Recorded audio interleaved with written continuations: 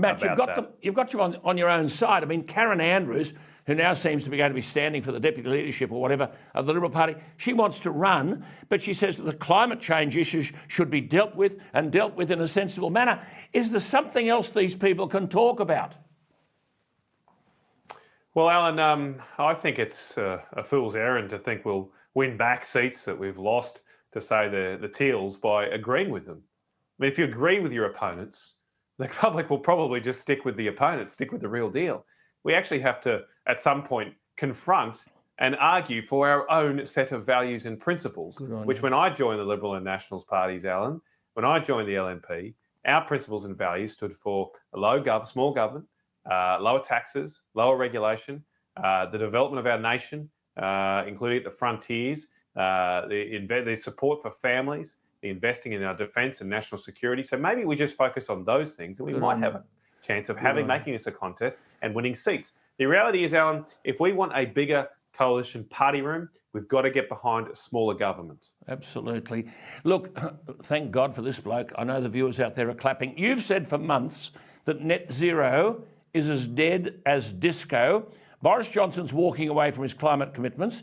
The German Chancellor, in coalition with the Greens, has said they need to invest in coal and gas infrastructure. Italy is reopening coal plants. How far off the pace are we?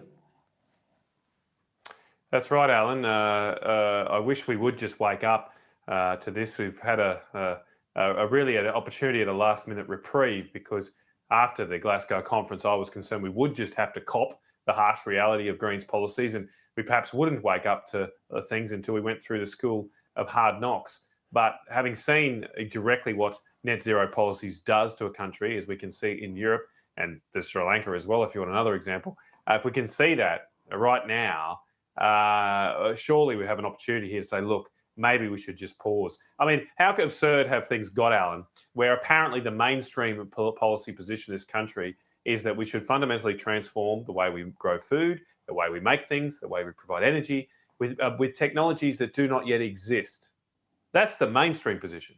The radical position is little old me saying, maybe we should just pause before we throw away hundreds of years of knowledge of how to grow something. Well, let's come to that point. Decades of knowledge of how to manufacture something. Maybe we should just conserve what we know in a Conservative Party and tread cautiously on this radical path. Let me come back to that point, that very, very critical point that you've raised about growing food and the importance of fertiliser in the growing of food and the importance of fossil fuels in the provision of fertiliser. Amplify those 2 points for our viewers. It's a great point, Alan. Look, I feel sometimes I'm in through the looking glass here. On election night, I was on the Channel 9 coverage and yes, we talked about climate change a lot. But when we broke for the news, there was actually a news item on the 6 o'clock, Channel 9 News, that there were global food shortages emerging. We are returning to an era where there may not be enough food to feed people. Keep in mind that for really the last 40 or 50 years, famines have been eradicated from the world, except for times of political disarray. But we have the technologies, thanks to the green revolution, thanks to the development of modern fertilisers, the real green revolution I'm talking about here, Alan, not the fake one that we hear so much about. The real green revolution, we developed fertilisers largely produced from natural gas, from fossil fuels, and they have helped wheat yields grow by 60% in the last few decades and help feed ourselves.